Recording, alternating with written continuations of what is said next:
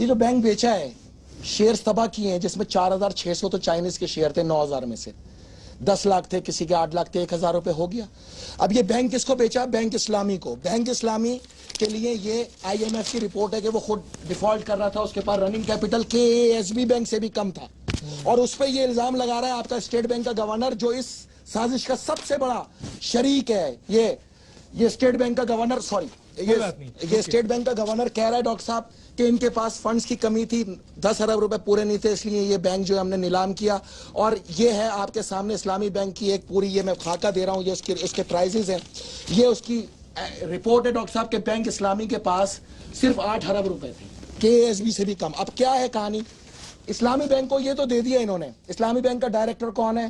ایک ہے مفتہ اسماعیل, ایک ہے اسحاق ڈار, ایک اس کا بیٹا علی ڈار.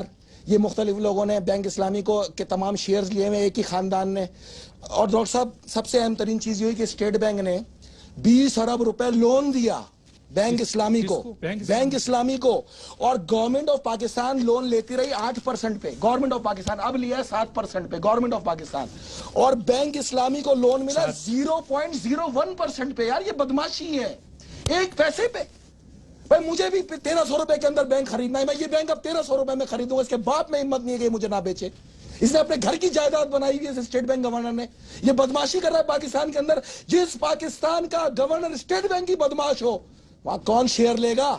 ایسے ہی سٹاک گرے گی, ایسے ہی تباہ ہوگا. یہ چائنیز کے اوپر ایک دھاگا ڈالا انہوں نے, چائنیز کے تمام شیئر ہولڈروں کو بھگا دیا. بورڈ آف ڈائریکٹر کو ممبرز کون کون ہیں اس میں؟ اس میں تمام ہے ڈاکٹر صاحب, پوری لسٹ لکھی ہوئی ہے اس کے اندر.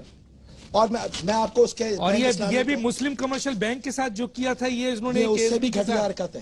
وہ تو پھر بھی کچھ اربوں روپے میں بیچا تھا, تو 1000 روپے میں بیچ دیا. 1 کلو بکرے کا گوشت نہیں آتا, 30 ارب روپے کا بینک. اور اس کا خریدار کون تھا؟ سائبر ناٹ چائنا کا انویسٹمنٹ ایک کمپنی, اور زیشن شنگھائی بینک جو 10 ارب روپے میں خرید رہا تھا اس بینک کو. اسحاق ڈار صاحب لائن پہ آئیں گے, اسحاق ڈار صاحب لائن پہ آئیں گے. 4G بیچا اس شخص نے, اور آج تک 1 روپیہ نہیں آیا پاکستان کے اندر. یہ پاکستان ہے, یہ بدماشیوں کا اڈا بنا رکھا ہے ان لوگوں نے.